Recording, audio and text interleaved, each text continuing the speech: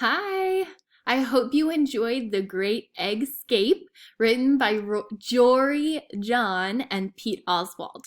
I know when I was listening to that story, I was thinking of a game that I play that's similar. Did you think of a game that was similar to The Great Escape? That's right, hide and go seek. All right, so now you have read 4 different stories this week, all written by the same authors.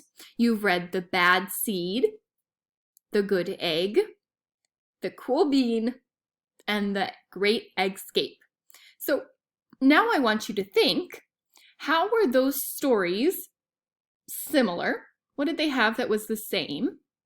And how were they different? What did they have in them that were different? I want you to think about maybe the characters in those stories or the setting in the stories. So like The Great Escape, the setting was a grocery store. Or the lesson in the story, because each of these stories teaches you something. So I want you to think about the differences and the similarities of all 4 of those stories. All right, thank you. I can't wait to hear your answers.